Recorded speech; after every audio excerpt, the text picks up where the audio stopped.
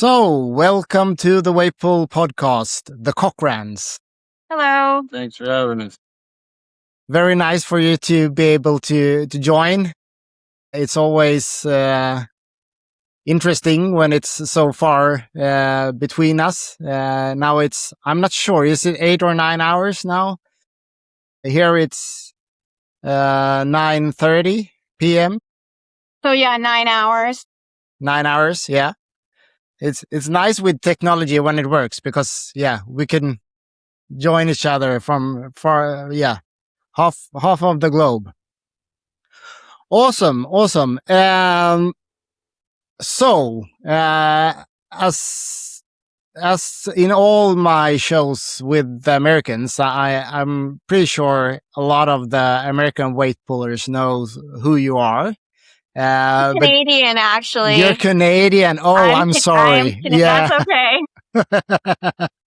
Okay, the North American part of the weight pulling community. Yeah, they know who you are. But could you please introduce yourselves to the European audience? Well, I'm Tim Cochran, and I've been pulling for probably 20 years. I'm Megan. I'm Tim's wife. I've been pulling probably just about 3 years now. I've been in the dogs longer. I started in conformation and top dog. And then I met Tim actually at a weight pull event, an ADBA event. And I really liked how he worked his dogs. So I asked him to mentor me, and then we ended up getting married. Good mentorship then. Yeah. His best mentorship ever. Awesome. You had to pay a high price for it. Yeah, exactly. Yeah. The rest of your life. Yeah. Awesome. So Tim, you about 20 years, you said you've been pulling? Yeah. Yes, sir. Yeah. So how did it end up with the weight pulling? How did you find the sport?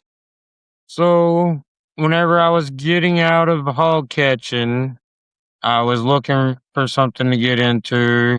I went to a dog show. Showing wasn't really my thing.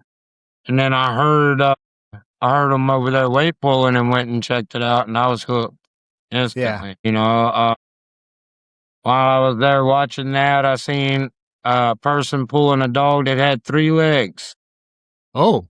And I said, well, if that 3-legged dog can pull, I know my dogs can pull. I went home and got started. Yeah, that's awesome. And you were into pit bulls before with the hogs? Yeah. Yes. Yeah. So have you been growing up with dogs, or how does that look? I got my first pit bull when I was about 14, and it was way too much dog for me, but I learned a lot. Yeah. I learned a lot. Off and on, I've had pit bulls all my life, basically. Yeah. Yeah. And did you start breeding the pit bulls before you met Megan, or? Yeah, I started breeding probably, well, when I got into the hog catching, probably 25, 30 years ago. I did some breeding for hog catching, had decent success, mostly did a lot of hunting and had fun with it. Yeah. And then they made it a law where we couldn't put a dog on a hog inside a pen. And so I was looking for something else to get into, and that's when I found weightpull. Yeah. So the first dog you pulled with, that wasn't a weightpull bred dog, I presume. No, it was one of my hog dogs, and if I would have known what I was doing, the dog would have been awesome. Yeah. She did really well for someone that didn't know anything, and it really showed on my next dogs that it was, all her, because now I had to start learning how to train after that. Yeah. So I didn't go find a mentor. I just tried to learn how to do it myself. And as I started traveling to shows, well, then I started meeting, really competitive pullers like, say, Ricky and Missy Valons. And, they would give me a lot of good tips and teach me stuff. But yeah, it took me a long time to evolve to where I'm at now. Yeah. So what was the biggest mistakes you did in the beginning? The biggest mistakes was trying to be too competitive and not realizing when my dog made a hard pull kind of thing, not accepting where I was. I was always trying to push further than I was. Yeah. And that's a big mistake. Yeah. Yeah, it is. You need to quit when it's starting to get heavy. Not pushing too far every time. I mean, in my opinion, every dog is different, and the biggest task is learning to read that dog and accept what that dog is. Yeah. Yeah. So how do you do that? How do you learn the big question right away? Well, as a puppy, I start them. I let them show me a stress point. I always work up to the stress point and work back down. Right. And some dogs' stress points way further than others. But you have to accept when you get to that stress point that if you keep trying to go further than that, it's real likely that you're going to go backwards in your training. Yeah. So is there any special cues you are looking for, or is it different for every dog? I mean, the main thing for me now is I want a dog that's going to want to do it. So I'm always trying to manipulate that dog into wanting to do it instead of me having to ask to do it. I want to let the dog do it instead of ask it. So therefore, I'm always trying to manipulate the situation in my training to make them want to do it instead of me making them do it. Yeah. So in the beginning, yeah, it was more like 20 years ago, it was more making them to do it. Right. Yeah. Yeah. Right. It looks like the way I did it in the beginning as well. So yeah, it's a natural way to do it, I think, when you start out, if you don't have anyone wiser to tell you otherwise.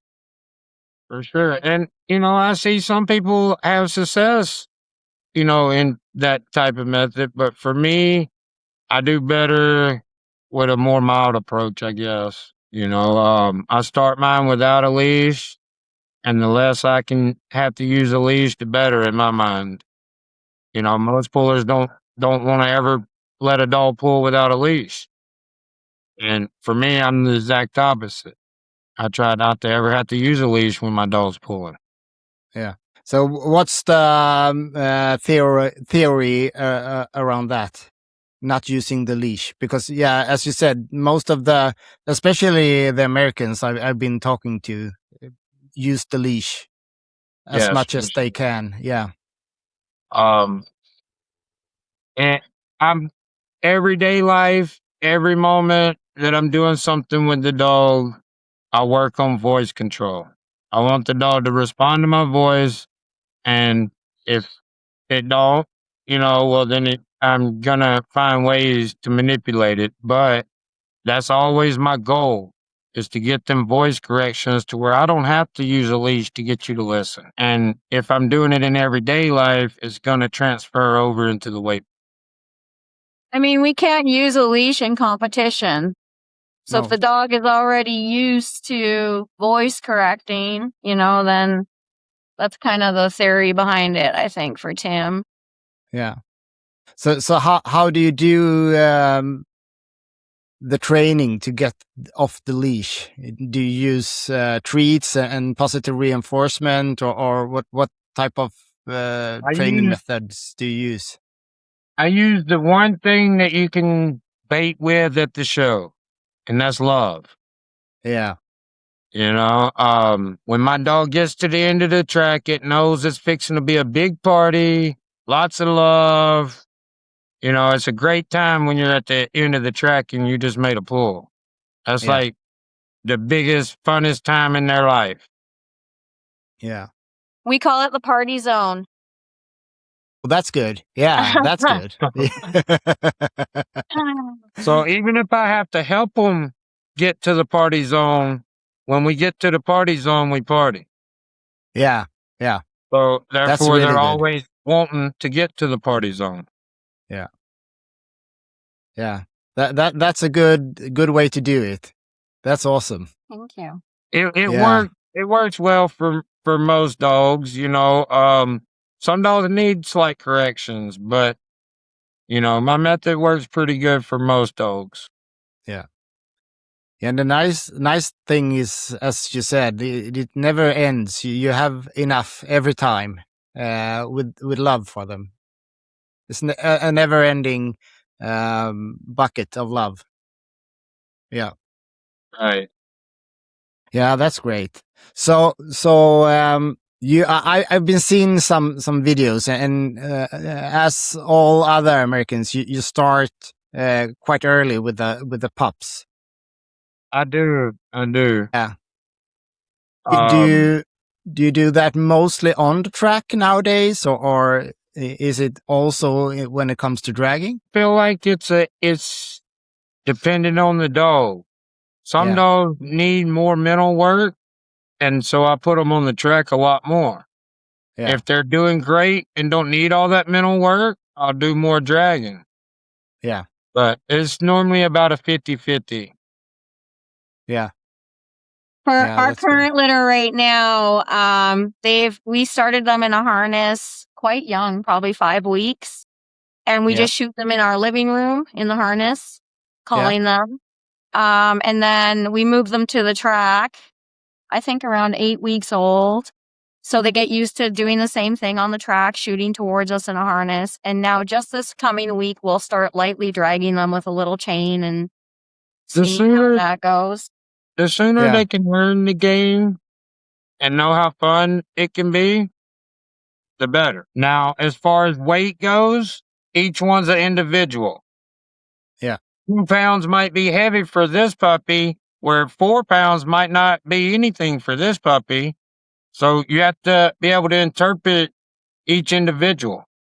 Yeah. Yeah, and in that age, the weight isn't important at all. Right. I presume it's more sounds and feeling. Yeah. Right. Right. I mean, I want to get you used to the noises and, realizing that the game is you come to me down here and get love. Distractions, going in and out of the crate, all of Yeah. that stuff we work on really young. Yeah. Yeah, that's a big difference when it comes to most here, at least here in Sweden, most start with adult dogs, and it's and not with weight pulling lines at all. So it's a whole different game. And that's how I started. Oh, Yeah. I started with a 3-year-old showbred dog, Yeah. and I still pull her now. She's almost 7. Oh, nice. And she's my first dog. Sorry about this. Yeah, no worries. Oh boy. I do have to say, I've been super impressed with how they do over there with these game lines. Getting them to make these hard pulls consistently. Like, it's pretty impressive. Yeah. Yeah, when you go down to I'm here in Sweden, and here we don't have. I think the last years we have been 2 or 3 pit bulls only that been pulling over here, but down in the rest of Europe it's a lot more, and they're doing a great job, and you can see like Stephanie, who's really been working on getting the dogs really good. And they're and still competing right now. Yeah, today. Yeah, I'm eager to get the results from. I've seen some clips today, Don't and it's spoil them. Yeah. Yeah, Stephanie's pretty impressive how she has all of her dogs making them pulls. It ain't just, the one that is weight pull bred. No. It's all of them dogs make them hard She's a pulls for great her. trainer. Yeah, she is. Yeah, and it shows. But it's still very interesting when she got Boo, and as she said in the episode with her, it's a big difference when it comes with a dog that's bred for it. Even though Stephanie, I have Boo's sister, yeah, and it's my first weight pull bred dog also, and it is so different than the Yeah. show dog I started at 3. yeah, So- It's like a cheat code. And if you can unlock it, yeah, it's a world of difference. yeah. So what is if you should say like the three big things that's the difference between a weight pull bred dog and The first one is the mind, for sure. Yeah. Like the mind is already there, where my other dog is weak-minded, so I have to always constantly be working on little things with her, and she's a lot harder to train mentally. So that was the first thing I noticed, is that the mind is so strong for the sport right away as babies. Yeah. Yeah, the training in that aspect is so much different. For sure. Like they just turn and want to go. It's not even, it's crazy difference. And another thing would be the form. A lot of the weight pull bred dogs, they just come out, and my puppy included, she just came out and had this, natural form, all low and wide. And my other dog, I had to teach using leashes in my hands, and that was a lot different. And Yeah, I mean, you figure those are the Genetic- two ones for sure. Yeah. genetics for sure play a role in it because, for many years, you've had people selecting dogs that had the best pulling forms and breeding them to give you these advantages. Yeah. So for sure, the form is going to be, in general, the form's going to be way better with these weight pull bred dogs than a dog that's never been bred to look good on the track. Yeah, it's really, Exactly. it's quite interesting, from that litter, several of them, most of them through to Gigi, their mother, who is off of Fresh, who's pretty Yeah. well known, and Boo, and a lot of them, 4 or 5 of them pull with that kind of style, that Fresh kind of push-up style. A couple of them pull like their dad, who doesn't have the greatest form. He's a game dog, but he's like a blue collar worker. He gets the job done. He doesn't really look great doing it, but he works really hard. Yeah. And then mine kind of threw way back to old brown dog style pulling. So she looks like a real, 3 or 4 generations back, kind of pulled out in my puppy. And it's really, really interesting. It's really interesting. She pulls differently than the other ones. Yeah. That's I've been digging a little bit into some of the pedigrees, and I don't know that much about pit bulls overall when it comes to pedigrees, and even less when it comes to the weight pull line. So, and it's a pity because it's not that many. I can't find that many pictures and videos and stuff like that to see how the style was. And it's I'm scanning the internet every day pretty much to learn send more. You some stuff. Yeah. I have Missy from Brown Dog. She has a wealth of videos and photos of the old dogs. And she shares a lot of them with me. So I have a lot of things I can definitely send you. But that would it's be really really neat interesting. watching those old dogs pull. It's really interesting, and you see it in some of today's dogs pulling. Yeah, Yeah. that's very cool. Mm-hmm.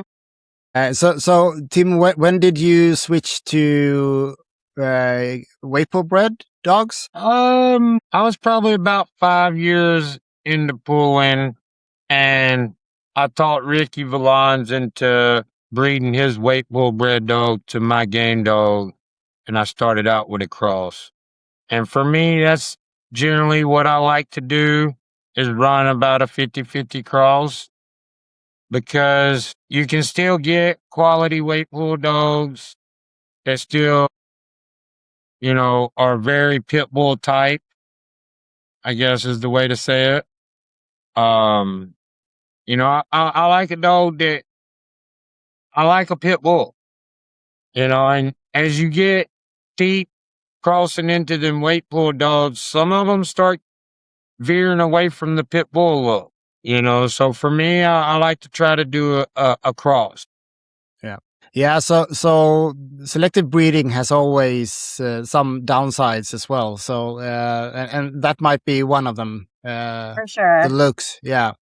For sure. If you're a hardcore competitive weight puller, what that dog look like doesn't matter near as much as how it pulls. Exactly. So for sure that they'll make sacrifices for looks to have better pullers. For me, winning isn't as important as having my all around pit bull, so I was gonna say he might sacrifice a little bit of the weight pull gene to have more of the all around dog. Yeah. Pit bull. And I'm plenty happy being in the middle at competition. I'm not the best by no means, never have been. No. But consistently I show up with those that try their best and have fun doing it. For me, that's my win, Yeah. Yeah. And that's one part of it. I was at least way too competitive when I have the devil on one shoulder and nothing on the other one when I when I used to compete. So and that makes it even harder to enjoy a good pull even though you don't win. So and that's a good trait to have. And well, I I've think, evolved to this. I used to yeah, be, cry all the way home from every dog show because if I didn't win the trophy or I wasn't the best dog, then I wasn't good enough in my mind. exactly. And for me, that's an easy way to suck all the fun out of it. And, when I came back into pulling after taking a little break, I completely changed how I look at it. For me, I do it for fun and try to be as competitive as I can be while having fun. Yeah. If you get too competitive, it's easy to suck the fun out of it. Yeah, for sure. And it's easy to burn out as well because you put so much into every decision it's the World Cup final every time, and it's not a good way to live. Yeah, No. now my whole life evolves around trying to be competitive. Yeah. So it's like, now probably half my life evolves around being competitive. I do a few other things. Yeah, a better balance overall. Right. Yeah, so Megan, this was your first pull-bred dogs. Right. Yeah, and you competed with one of your old dogs before. Yeah. I'm still But competing with her. I'm still yeah, trying to get her ace of ace right now. yeah, Yeah. and she's a confirmation. Yeah, she's Dog. confirmation Yeah. bred. She's from a kennel called Beauty and the Beast Kennels up in Canada. I mean, they're well known here in this part of the world for their confirmation dogs for sure. They've got like 8 Kennel of the Year awards from the ADBA and lots of POEs from the ADBA and many accolades for sure. So she was my first dog I dabbled in weight pull with. And, we had in this region where we live, we had a little bit of success. And I even beat my mentor once with his weight pull bred dog. So that was exciting. You had an off day. But she does well for me and I'm still pulling her. I've got the puppy who isn't an ace yet, and then I have her in the ace class, so they'll be my dogs I'm pulling this year. Yeah, that's good. Yeah. And but I presume you had more dogs than her Yes. when Yeah. you started dabbing. Yeah. Yeah. So Yeah. So we missed this with you, but how did you came into dogs from the I got beginning? 2 mixed breed dogs, pit bull type dogs from rescue. And so through them, I started work on breed specific legislation and kind of got into, threw my feet in the fire that way, so to speak. And so through that work, I learned about the American Dog Breeders Association and American Pit Bull Terriers, the true breed. And I went to my first ADBA show in 2017 with like pamphlets to hand out about BSL, and I saw the weight pull and I saw the vertical wall climb, and I was like hooked after that. I was like, I need to get a pit bull. I need to start doing these sports. And so I met my breeder of the dog I pull today. I've had several of her bred bys. I met her there and kept in contact, and then she had a litter, and I got a few dogs through her and just started in conformation and top dog and other sports, dock diving and barn hunt where they, sniff around for rats. Yeah. And so I started my career that way. And then in 2022, I decided I wanted to get into weight pull for real and find a mentor. And I went to an ADBA event and I watched Tim pull his dogs. And that it was exactly what I wanted. I could tell he had an amazing relationship with his dogs, the way they pulled for him and worked for him. And I had never seen dogs weight pull like that before in this region. It wasn't very competitive. And he's originally from the South, which is much more competitive than it is here. And so I had never seen dogs like that pull, and I asked him to mentor me. And then later that year, I flew to APA championships in Kentucky to watch him compete. And that's when I was absolutely blown out of the water. I saw the first dog I ever saw that really made me crap my pants is a dog called Vader. He is off of Fresh. He's owned by the Maynard Circle M Kennels. And he is Gigi's littermate brother. I mean, that whole litter is incredible. That Fresh to NOLA breeding that 2-Bit Kennels did, Nicole. But he was the first dog that really I was blown away by and was like, that I want a pull dog. I want to do weight pull. And so that's kind of what got me hooked into the sport. Yeah, that's nice. But did you train any weight pulling or dragging or stuff like that before?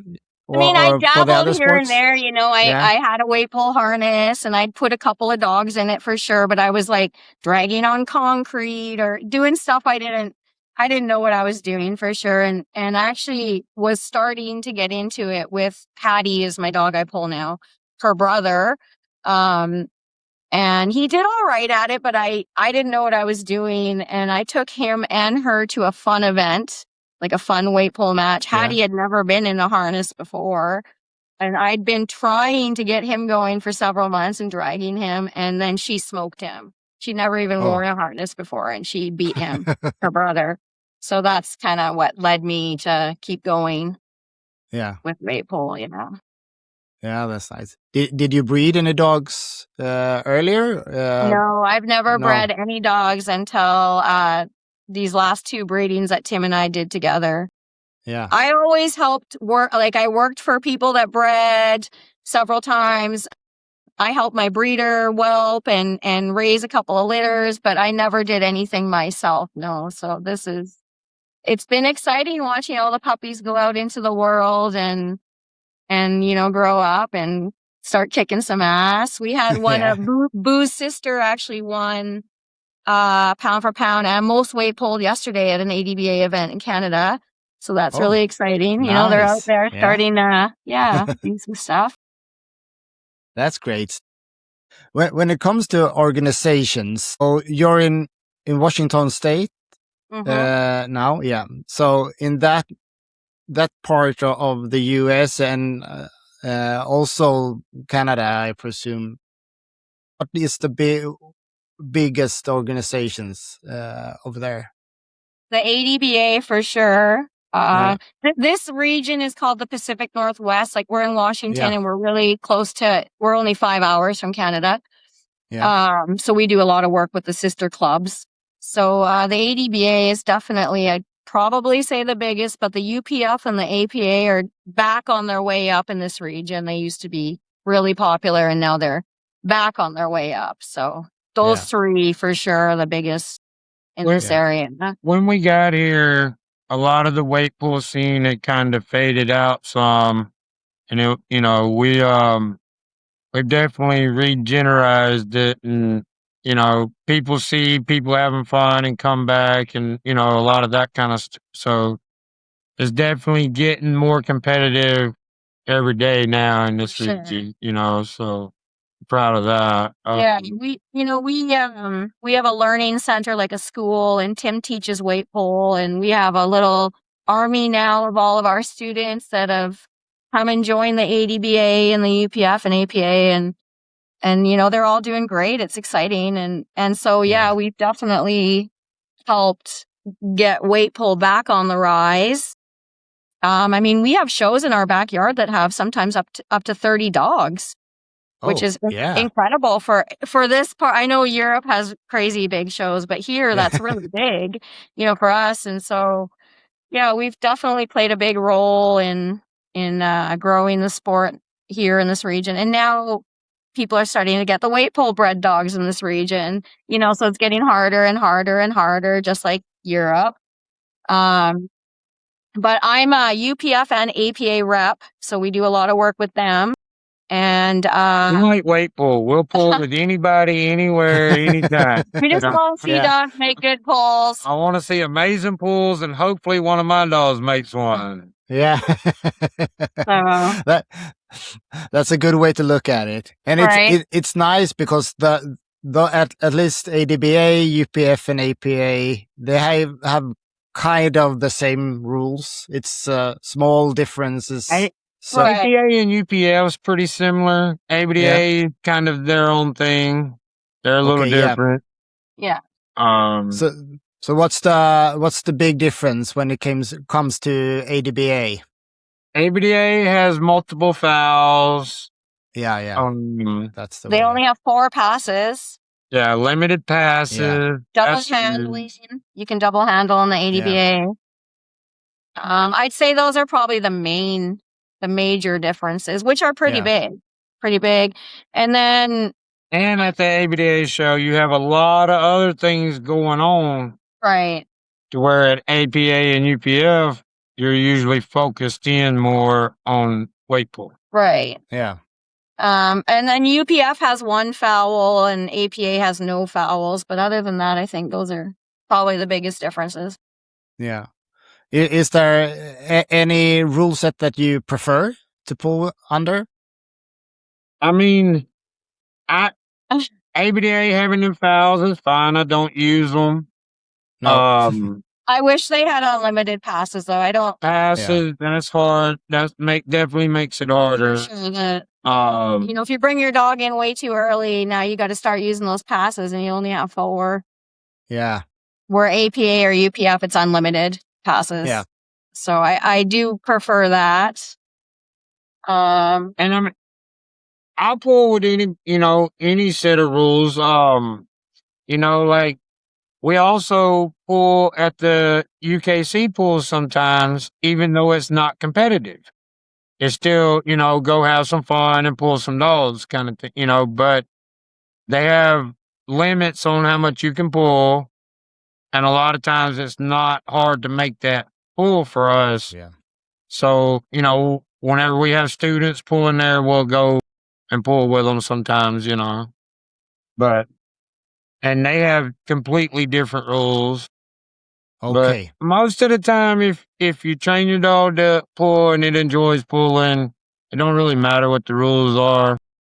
Like you can adjust to any different rules pretty easily, I think. Yeah. Yeah, I think so as well. Except for the way we are pulling here in the Nordics, because we have to. I think it's IWPA, the same kind of rules where you have the dog has to stay at the start, and you leave the dog, and then you call it. And I think that would be kind of hard if you don't train that. But otherwise, it's as you said. You Well, you when can I pull on first other. started pulling with APA, it was you released the dog and you had to go behind the 10-foot, 12-foot marker or whatever before you could call it. Yeah, But the dog could still engage in without you calling it, and it was fine. yeah, So the way I trained, that was just fine. yeah, Because like my dog don't really need me in its face trying to bully it into pulling. I can get far away and call it, and it's fine. Doesn't yeah, take very long, 3 or 4 steps, and you're far enough away to call it. yeah, yeah. So Exactly. it ain't too hard. No, no, that's kind of nice, and it looks way, in my mind at least. I'm a little bit close-minded because I've been doing the rule set here in Sweden for so many years. But it looks, in my eyes, at least a little bit better when you don't call as hard early Right. on. Yeah, I mean, from a and public perspective too, that don't understand the sport for sure. yeah, That's why I try to put music on my videos. yeah, You know. Yeah. yeah, No. We try to be conscious of that kind of thing too. As rep, I take that pretty seriously. Like, we want to be treating our dogs with kindness and making sure that the people that we help are treating their dogs with kindness. yeah, So I agree that the look, though it might not be, as bad as it is, it can look, for sure, it can look bad I mean, sometimes. I think a yeah, lot of times when it looks bad, it don't necessarily mean that Yeah. Right. like that person isn't trying to be mean or whatever. It just looks that way to the public most of the time. yeah. Exactly. And I think that's the big thing. People who's been doing this for, yeah, you don't need to have been done it so many years, but more experienced pullers they can look at the dog and see if the loudness of the handler affects them, or if it's no problem at all. And most of the time, at least my experience is, the dog, yeah, they don't mind at all. Most of them, because Right. yeah, I they just want, did this experiment with my puppy BB, actually, yeah, because I'm really loud with my dogs. yeah, And I felt like my first dog needed that. Like, she really needed the encouragement, and she needed to feel like she was part of the team and I was with her. yeah, So I got used to being loud with her. And then when I was training BB, I got loud with her. And Ricky, from Brown Dog, suggested to me, hey, why don't you try being quiet with her and see how that goes? So I did a number of pulls with her, heavy pulls, where I was quiet, and she pulls the exact same. For me, if yeah, I'm loud, if I'm quiet, she knows what she's doing and she knows her job. So I think getting loud is more for me. yeah, You know what I mean? Like, when I'm doing it with her, it's more for me to feel like I'm doing yeah, something. yeah, Really, I could probably just get out of the way and she's, gonna do it. But yeah, yeah, it's interesting how every dog is different and responds to that kind of thing differently. yeah, Well, I mean, for me, I get excited is why I'm so loud. yeah, I'm into it, like I'm a loud person. I'm having fun. I'm fixing to be loud. Just the yeah, weight's going up and the dog's going yeah, slower. It's like, ah. Yeah, it's definitely more for exactly, me. yeah, I have had dogs that didn't want that loud.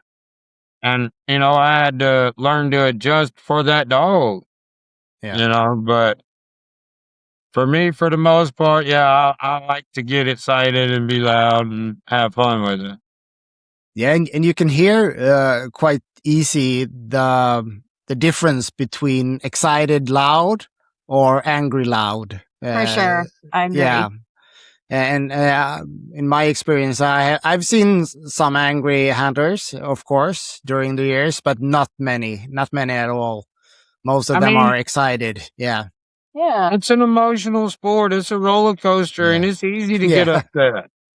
yeah, yeah, It's I've easy been to get there. caught up, for sure. yeah. I've been there. Especially So, especially in the very tough pools. Right. The last 2 or 3 pulls that could be really heavy. Then it's, yeah.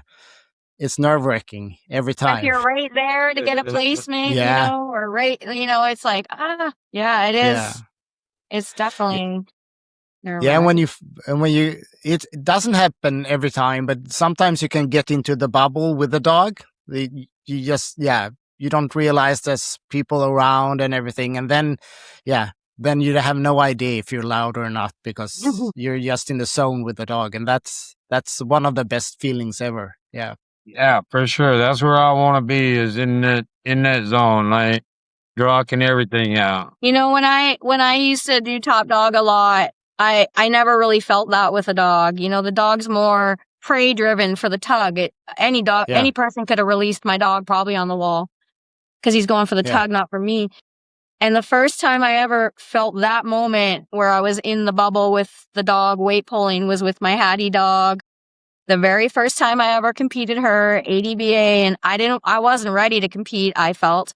And, Tim talked me into it. He's like, no, you're ready. You got to try. And I think she beat a dog or, took a second place or whatever and made like a 10-second pull. And I was like, oh my God, that was incredible. But I got in the zone with my dog and I got into that bubble with her. And I'd never been there with any dog before, actually, prior to this moment. And that is what got me hooked really to doing it with my own dog to weight pull. Was it's way more rewarding of a sport to me.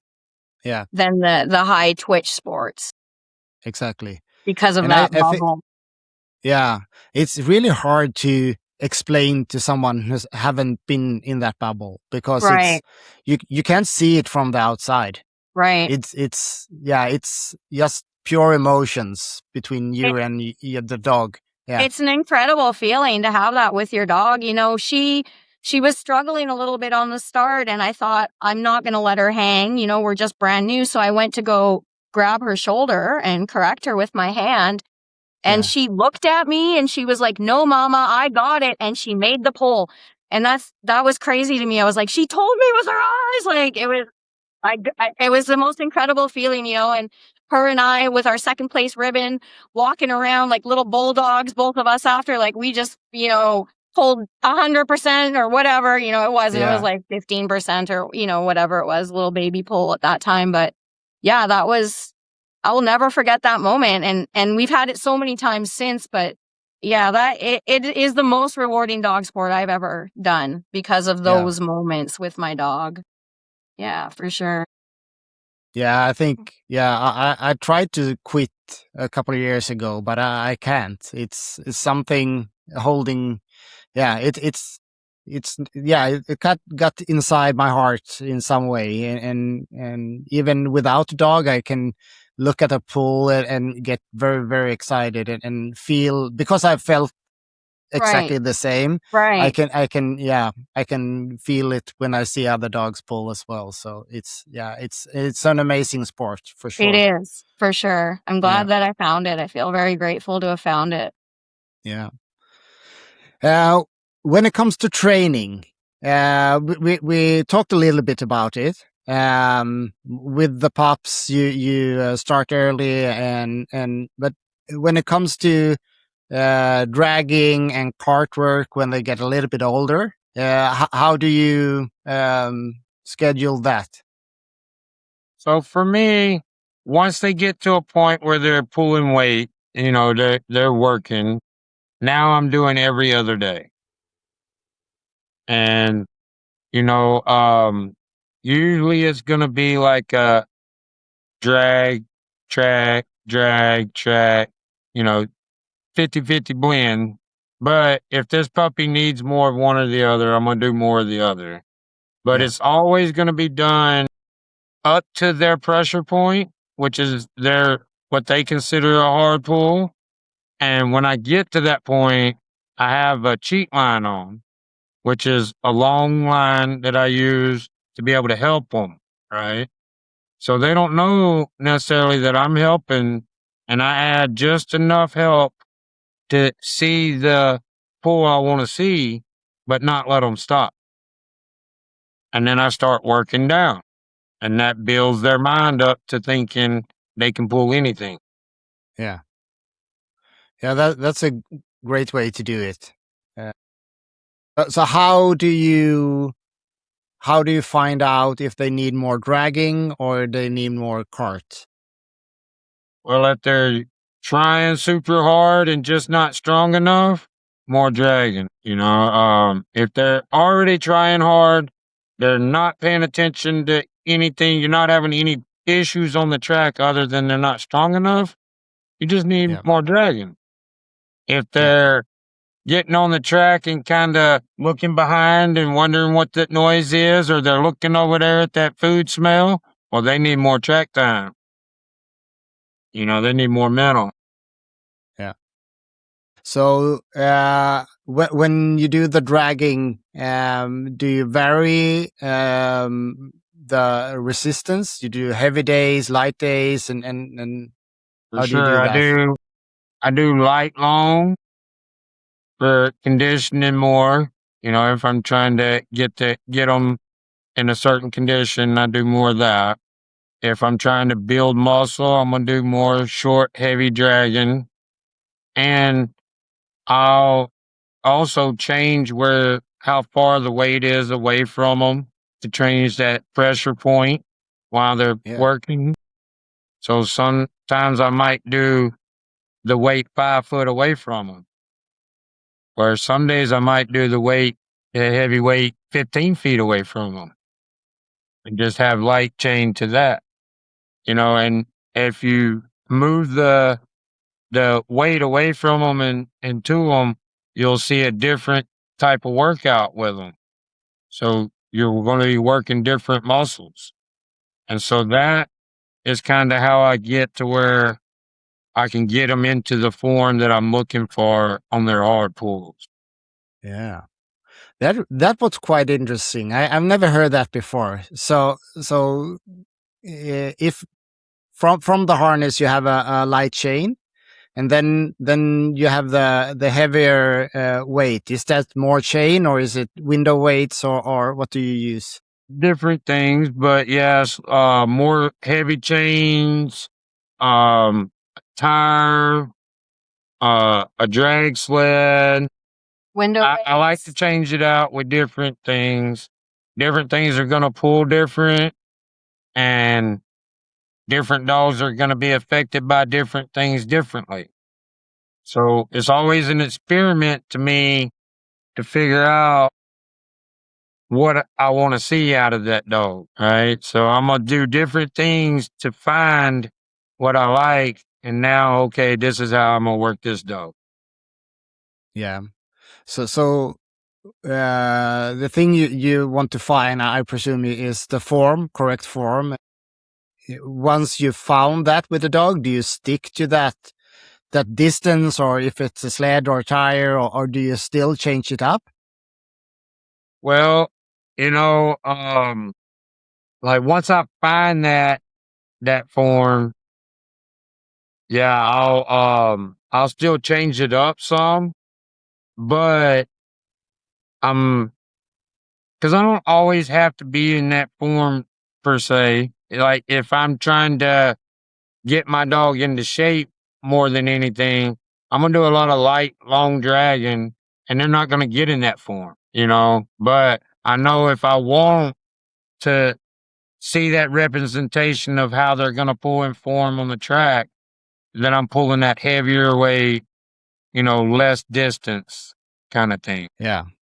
This was really interesting. Have you found any what's it called, common denominator when it comes to distance, or is it different between dogs when it comes to I'll be distance for honest, the I weight? Yeah. don't I don't calculate my distance, my No. weights.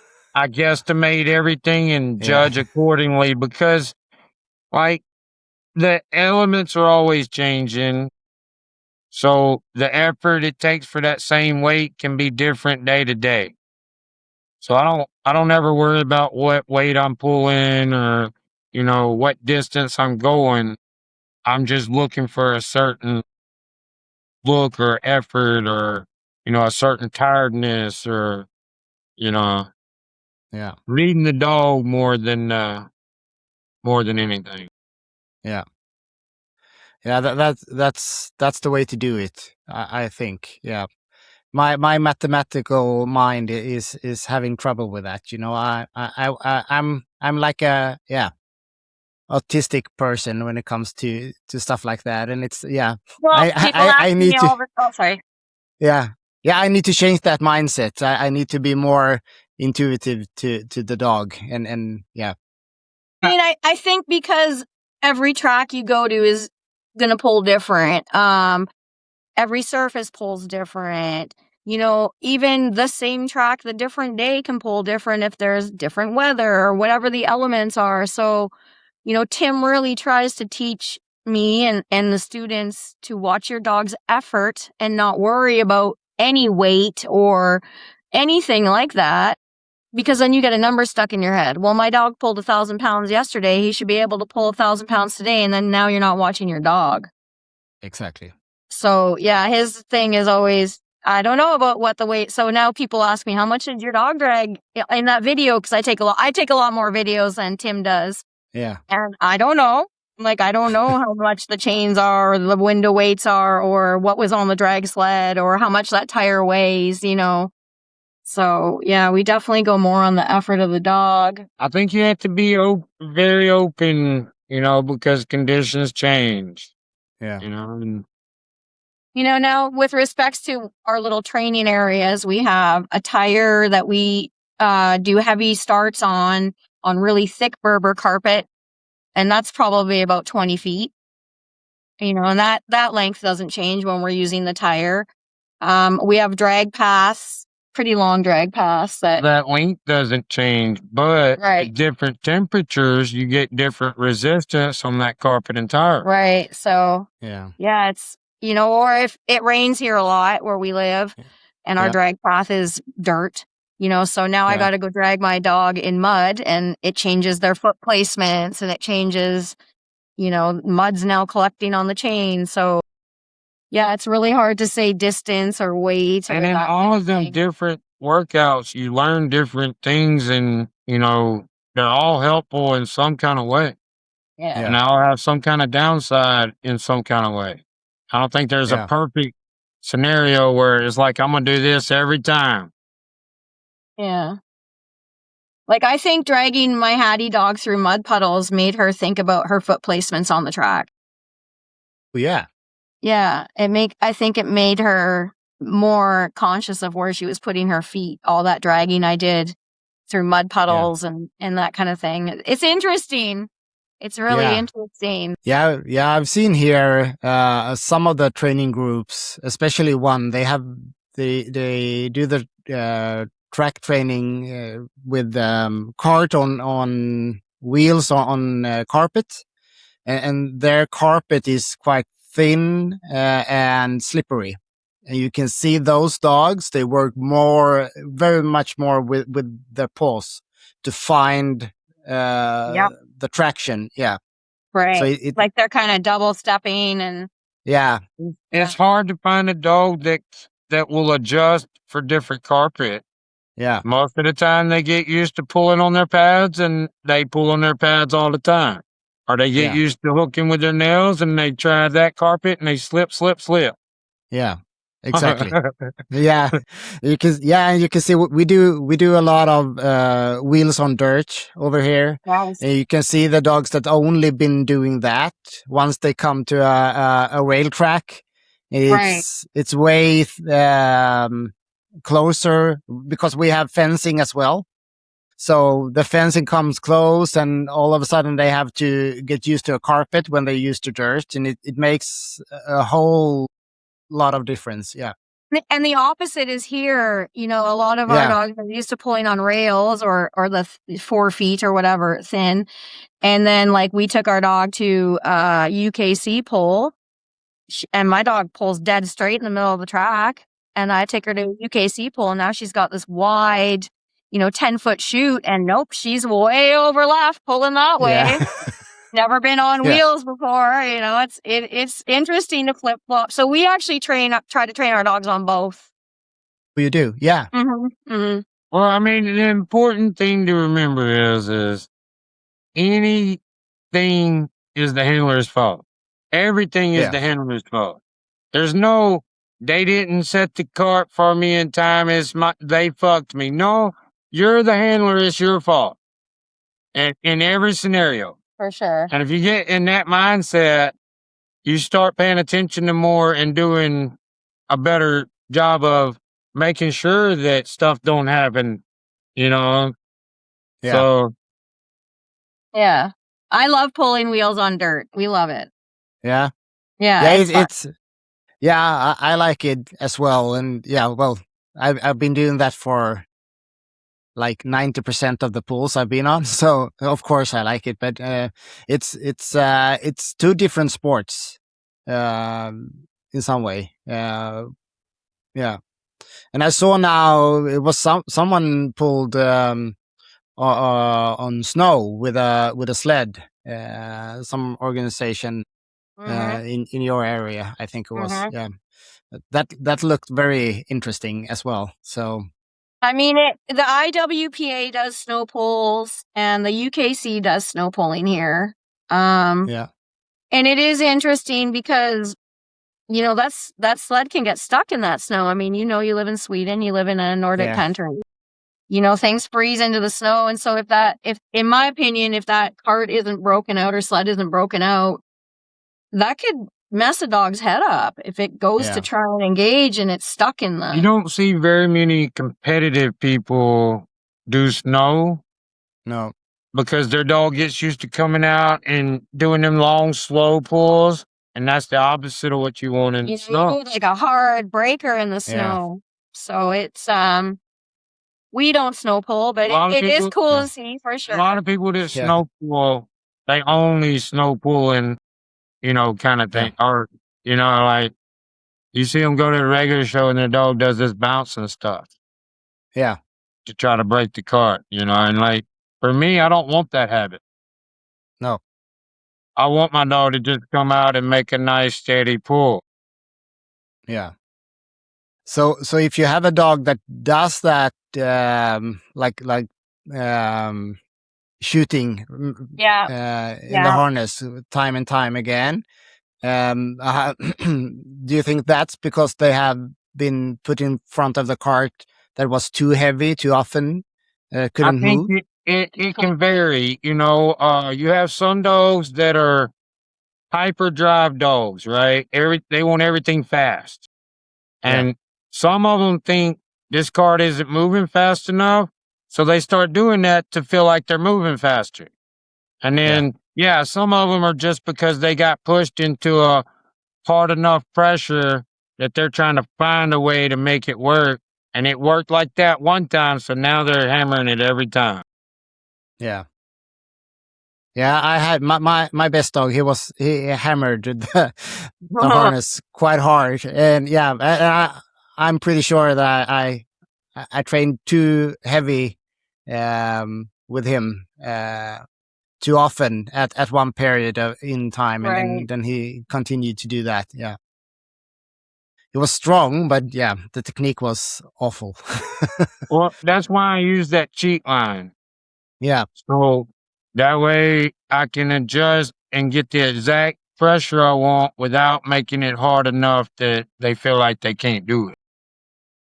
no, exactly.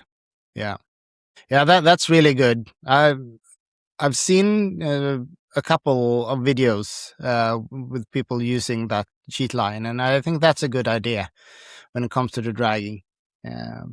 But when it comes to the cart, do you have anything like that, or is that Do the same always thing. Even though I have the a same- cart handler, Yeah. I'll do the leash so I can control exactly how much help they get. And then the cart handler can still assist if needed.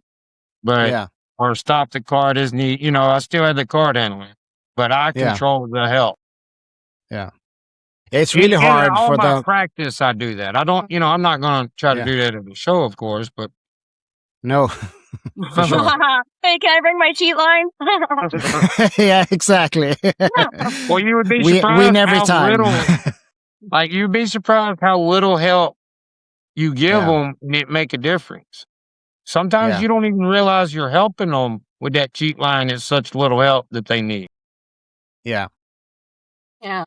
It's when you do the training yourself. If you do a bench press or anything, and it Yeah, feels exactly. sometimes it's only the spotter only needs to feel one that little they finger. yeah Yeah. yeah Same that thing. is so you're so close to getting it, and Right. and it's the I same thing relate a here, and lot of it's my working out to like gym working yeah out, like it's very muscles are muscles. Mhm. exactly. So Yeah, it's really like that, and when it comes to the cart help, it's really hard for them to spot where the dog is mentally because it's not their dog. Right. And then the spot line uh, is really good. Yeah, it's a lot of responsibility you're putting on someone. I mean, and yeah, that's one real cool thing about our little group that we have here. There's probably 20 dogs now, and all of us train together and compete together, and so we know each other's dogs quite well, and we're yeah, always usually at the same competition. So yeah, we will. I'll be like, hey, I want this person to cart handle for this dog, or if it's one of Hattie's hard pulls, and I want Tim up there cart handling because he knows how to read my dog properly if I ask for a push or. So, I yeah, mean, just one real neat thing about having a little group to train with is you get to start to read each other's dogs, yeah, And or we can pull each other's dogs if we have to, if something's going on and you got to get a dog out and pull it. And that happens quite often. yeah. So it's good to have a little group we've once. definitely built a pretty good team here for sure. That's nice, and it's always nice to have friends over as well. Yeah, for sure. Yeah, Yeah, I want to compete hard and then barbecue and talk shit after. yeah, yeah. That's almost the most important part. It really is, it's Yeah. great. Yeah. Yeah, so when it comes to the dogs that are gonna compete this year, have they had a off season where they didn't pull anything, or how do you do it? Yeah, for Yeah. sure. I definitely believe rest is just as important as work. So, like, when it's hard winter, my dogs are only doing minimal exercise. They'll get a good long break and then, come out and I'll prepare about 8 weeks before a show, get them mentally and physically ready, and then give them a break for a week or two right before the show. Yeah. Yeah. Do you use a carpet mill or a slat mill or something in that? You both. Yeah. We have a carpet mill, we have slot mills, and we have e-mill, like an electronic Oh, dog yeah. pacer that we use. We use the pacer to walk them out after they're tired. So it's just, Oh, we use it yeah. like a walking machine. It's like an electric treadmill, like for Mm. Yeah. humans. Yeah. I'll put my dog in a weighted vest on that for 30 to 45 minutes where she's just walking. Yeah. We That's do a good. lot of hand walking. Yeah. Yeah, that's really important to us. Take your dog for a walk. That's like the most basic Yeah. way to exercise your Yeah. dog. It's the most important part of all my dog's routine of working out is the hand walk. Yeah. Yeah. I could skip any of the other workouts, but not the hand walking for sure. No. Yeah. I'm working on mental, physical, and everything when I'm out hand walking. Your bond. And yeah, the Yeah. bond and, so yeah, for us, hand walking is definitely the most important. By the end of our 8 or 6 week cycle before the show, we're hand walking, 5 to 7 hours, 5 to 6 hours with our dogs. A day or Yeah. Every other day. wow. Or every other day. Yeah. Every Or second. every other day. But yeah, Yeah. that's a lot. Yeah. Yeah. Hmm. Yeah. You're getting Yeah, your steps in then. we do a progressive build up. Yeah. And yeah, in our keep, we're just constantly building up until we take our rest for our show. Our Yeah. dogs make a lot of pulls. We don't just Okay. bring them in heavy and make one pull. I like to get my dog warmed up and get her head into Yeah. it mentally. She's weak minded. So my dogs make a lot of pulls. And we do a lot of things with our dogs. They're our pets. They live with us every Yeah. day, and we're very active people. So We try to keep our dogs strong and also quite conditioned. Yeah. They're in good shape. Yeah, that's nice. So how many pulls is a lot? I try to do about 8 pulls at a show, I was going to roughly. say probably around 8. Try to time it out to where I do about 8. If I do more, it's not going to matter because my dog's in such good shape. But for me, you know, I try to aim for that 8. Yeah. You know, Boo's sister made over 20 pulls last year at UPF Nationals. Oh, Yeah. 20. At 10 months old. Yeah. And That's she a took lot. third. She took third at UPF Nationals at 10 months old, and she made over 20 pulls. And then the next day, she won the UPF Triple Crown, very first winner ever. Wow. Yeah. Well, yeah. So Great they know condition, how to condition for sure. a dog too. Yeah. We're crazy over here. We do a lot with our dogs. They got to be in good shape. Yeah, that's awesome to hear. But then you have, for that 6 or 8 week keep, then you have kind of a set schedule for that period. Right. Yeah. And for each dog, it may vary. Yeah. Yeah. We basically dedicate our lives, with dogs. Like, if I'm not getting ready for a show, well, I'm still wanting to take my dog out hiking, and we might go hiking for 5-6 hours. We're walking straight. Yeah. So the dog's got to be in good shape, to do that. Yeah. Yeah, and that's one of the things, even for our own health, both mentally and physical. Okay. When I had to put down my last dog, I went from 15,000 steps a day down to 2,000 or something like that, Right. and I wasn't very healthy then, so it makes a lot of difference For sure. for not only the dogs, only the humans. Yeah. For sure. It's like it mentally I need it. It's my therapy. For sure. Yeah. Yeah, it's a lot better than watching TV. Yeah, for sure. Yeah, for sure. So, when it comes to feeding the dogs, how do you do that? And what do you use, fresh food or do you use kibble, or how do you do that? So normally we do kibble, and when we're in a hard keep, we'll supplement with some raw on top of the kibble. I mean, I would like to be able to do straight raw, but it's pretty expensive to do it correctly. Yeah. All of our dogs do really good on the same kibble. We change the protein up depending on the dog. But they all eat the same kibble, and it does really good for us. So we don't change it around too much. We'll give them, raw chicken or beef or eggs, on top of their food.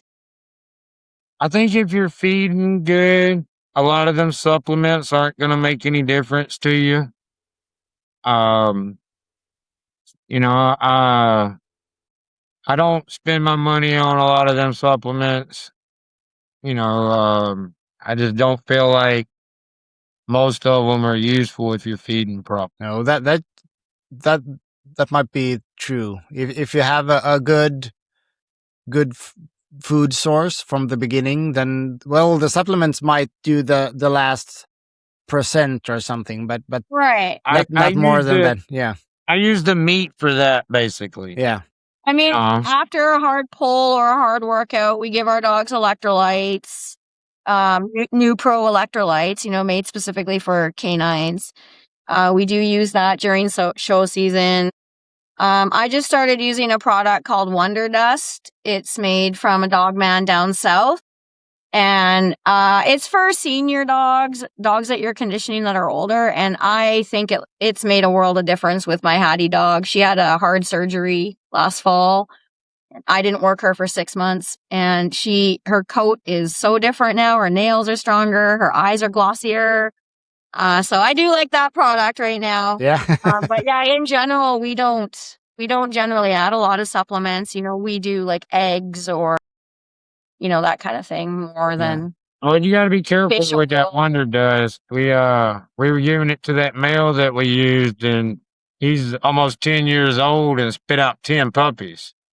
So you got to be careful. Yeah, you need to be careful then. Yeah, and the guy sells it to me, and he's like, "Oh, it's gonna throw a lot of puppies," and I'm like, "No, this dog's never been bred, and he's 10 puppies, 10 puppies out of a 10-year-old." So I blamed That's him. Now I amazing. said, "No, you have to take one of these puppies because we had so many." So he is taking one, but Yeah, that's good.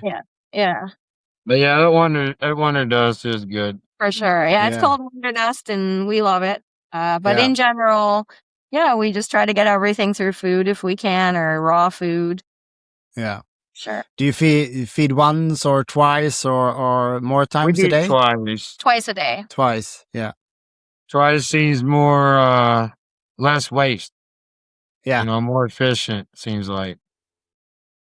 Yeah, and my dog gets kind of if she fasts for if I only fed her once a day, she gets sick a little bit. Like Yeah. hunger pukes or whatever. And so I'd rather just spread it out and give her 2 meals a day, and it works for our dogs and works for us. Yeah. Yeah, that's the most important part. You can there can be many theories how to do the best Right. way, but you need to make sure that it works for both humans and dogs. And a For lot of sure. dogs has that issue with their digestion system. They need For to have sure. something going on. Yeah. Like I know 10,000 years ago when we made them, they lived off scraps and could go days without eating, but that's not the case anymore. No. So, you got to work the dog in front of you and feed the dog in front of you, Yeah. So By that's no kinda what means we would do. I ever say copy what I do is right. Right. I'll say it works for my dog. Exactly. Yeah. And we don't Yeah, that's feed them good at the advice. same time every day because then I feel like they demand bark. Yeah. So we Okay, switch yeah. up their feeding times and that kind of thing. But yeah, in general, twice a day. Yeah. How many dogs do you have at home at the moment? Not calculated. Not with the puppies. Yeah, Adult dogs. we have 6. We have 3 dogs each, and that is our set limit that we agreed on when we got Okay. married. That we would not have more than 3 each. So he's Okay. got his 2 pit bulls that he's been pulling with, and then his puppy. He's taking a puppy from this litter, and then I have my older show dog that I pull. Boo's sister, BB, she's a year old now. I'm just going to get started with her. And then I have a yak terrier who is a lot of dog, and I'm just starting him in pulling right now. We'll see how he does. He would rather be hunting, I think, but he's getting his mind on for it. Yeah. Back in the day, I had a dog yard and lots of dogs and stuff, and I feel like I've evolved to this point to where I'm only going to have a certain amount of dogs because I only have a certain amount of hours to put in these dogs. And it definitely makes a difference. Yeah. When you have 20 dogs to go feed and take care of before you can even start working on, you've cut down on how much quality you can put into each one now. Now you're Yeah. like, I only have 20 minutes to work each one. I better hurry up and get something done, and I don't want to be like that. I want it to be my fun time. Yeah. Yeah. That's. I've never had more than 3 dogs, so I don't know how it is, but that still is a lot of work every day. So Sure. For Yeah. sure. Yeah. Well, That's we're great. really lucky because she can, be at home with the dogs and work with the dogs from home. So Yeah. So I work at home, so I'm able to, we do board and trains for weightpull or canine conditioning for people before shows, or boarding. More obedience training with puppy, whatever the person wants, we'll do. And so I work from home, and we're really blessed that I can stay home with the dogs. And as long as they don't need any mental work on the track and they just need like dragging or basic conditioning, then I can take care of it, while Tim's at work. So we are blessed that way. Hopefully it lasts. We don't, life is ever changing, but right now we're lucky right now. For sure. And those kind of things makes it way easier.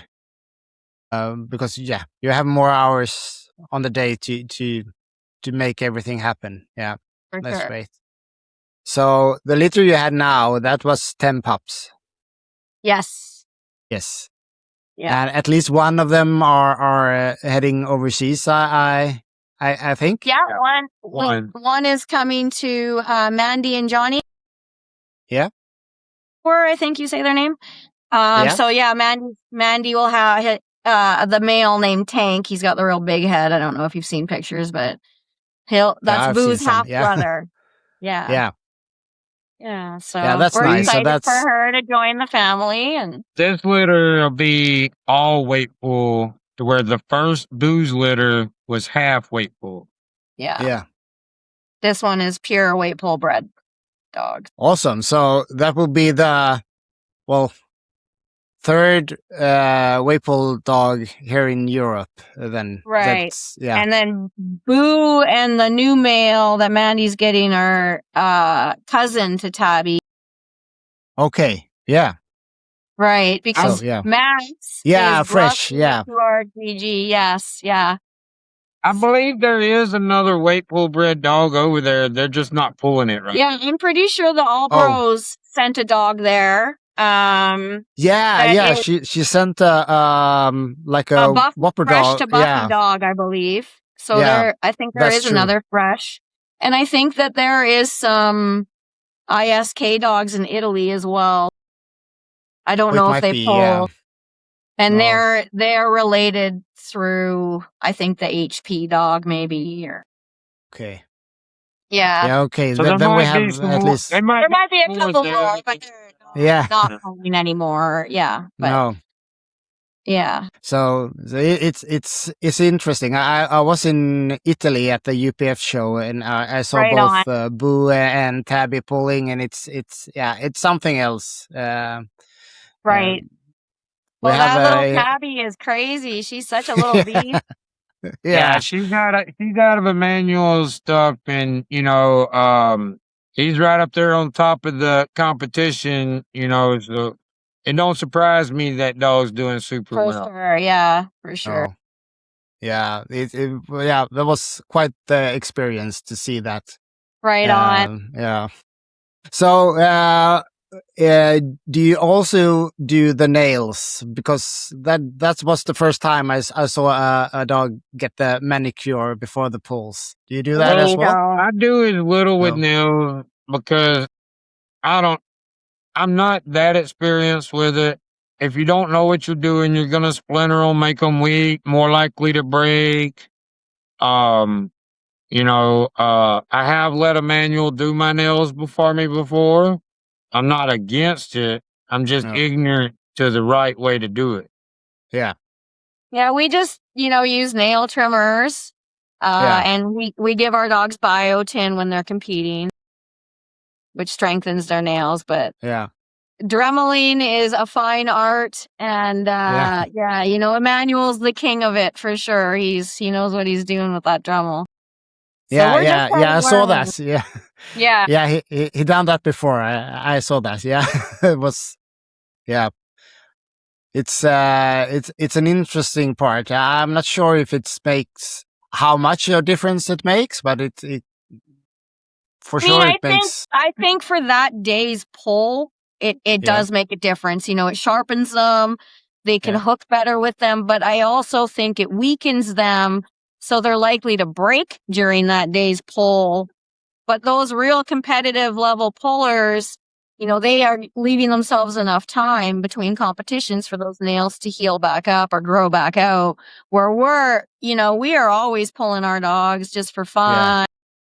So we don't take it as seriously. We probably should take it more seriously, but I think it's definitely, like if Emmanuel does your dog's nails, it may not make that huge of a difference today, but consistently doing them and the dog learning, hey, I got a better Yeah. grip now. At some point, it's going to make a huge difference. Yeah. When that dog realizes he can grip with these nails differently, yeah, it'll get you another pull or two for sure. Yeah, I Yeah. would imagine so for sure. Yeah. Like they Yeah. sharpen them to such a sharp, a manual can get them so sharp that they're just going to lock right into that carpet. Yeah. And like someone that knows how to sharpen them can sharpen them different for different types of carpet. Or, he knows what he's doing and it's going to make a difference. That's like next level competitive level stuff that we we should consider dabble in, but we don't. we consider that level serious competitors to where we're like fun competitors. Yeah. We wins differently. I'm not on that level for sure. No. No, it's a different level, but it's nice to hear that it's not only dedication when it comes to the highest level. When it comes to winning, it's I'm losing the words here. Even when you take it as a fun pull, as you do, more the fun part of it, but it's still the dedication for the dogs and the training and everything. That could still be the same, even though you're not shooting on the highest place every time. I think it's very, very similar up to a point, and then they just carry it further along, Yeah. For sure. It's like I stopped at high school and they went to college. Yeah. Exactly. Yeah. Yeah. That's a good way to see it. If I've been having a feeling that it's, at least over here, it's either you are doing it on a very low level or you're gonna do it on a very high level. But I think it's more fun if you're not prepared to do it on the highest level, at least do it on a good middle or a high level, but not the highest, because I think it's way more fun when you actually put some effort and time into it. For sure. What I teach my students is try to get the best out of your dog. Try to be competitive, but also set multiple goals to get to that. Where getting to the show is the first goal. At least you made it there. That's a win in itself. Okay, now getting the dog to pull, is the next goal. So have multiple goals so you don't automatically feel like I'm a loser. Exactly. Because you didn't get the trophy. Yeah. There's multiple goals you can set to get to that point of getting the trophy. Yeah. Yeah, that's really good advice. When it comes to these students, I didn't ask before, but how old are they? They vary. My oldest student is probably 65. Oh, and our youngest one is probably 18. She just turned 18. Yeah. Okay. Yeah.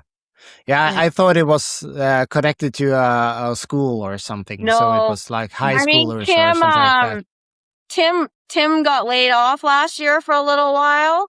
So we were like, what can we do to make a little bit of extra money? So we started teaching weight pull lessons, and then it grew into our school.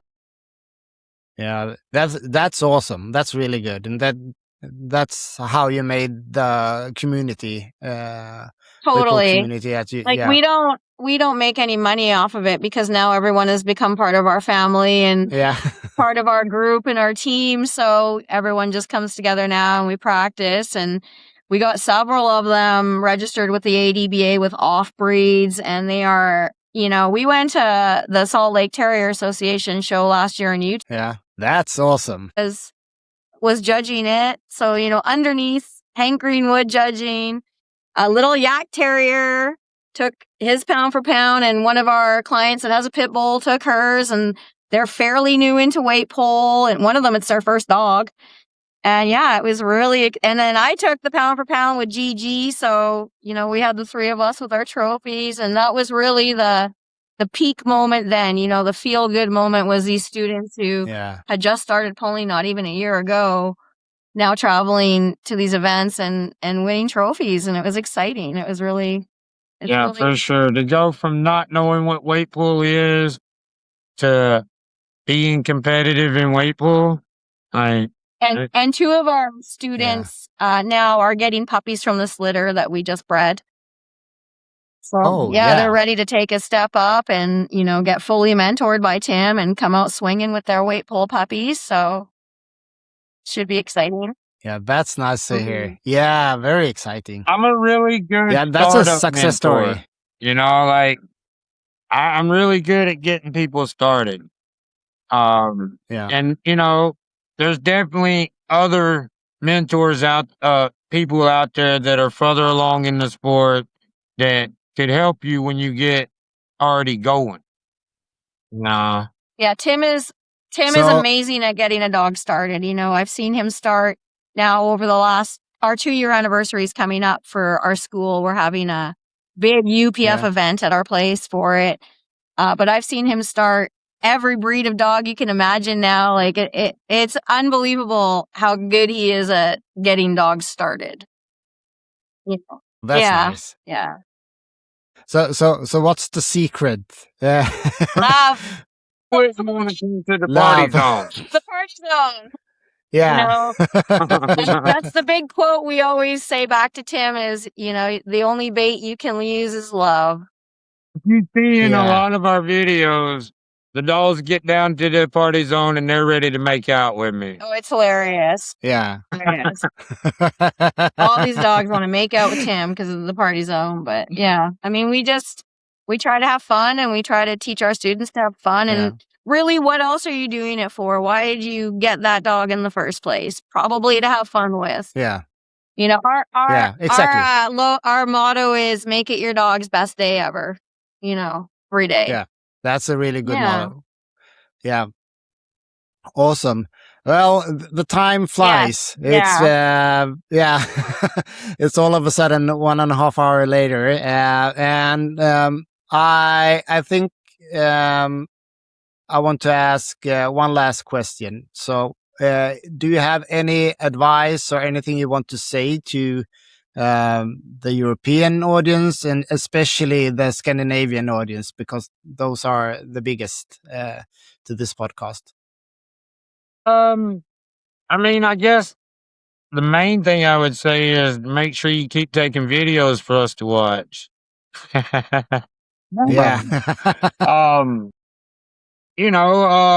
I'm impressed for what goes on with people that don't have weight pull bred dogs. I'm impressed. I would love to one day come over and watch y'all in person. I would be asking y'all for advice, Yeah. There are some really, really good dogs that's not bred purposely for weight pulling. So yeah, that's nice to hear. I think the community over here would love to have more of the American visitors. So we're gonna try. We're gonna try to come over there in the next couple of years for sure. Yeah, it's a far trip for you. Yeah. You need, Yes. So it's kind of the other side of the earth. Right. So, yeah. Awesome. Thank you very, very much. It's been a big pleasure talking to you. Thank you. And I really hope you have great success and have a lot of fun in the party zone this year. Thank you. And with that, I have to say goodbye for this time. All right. We appreciate it. Great. See you later. Thanks. See you later. Bye. Bye.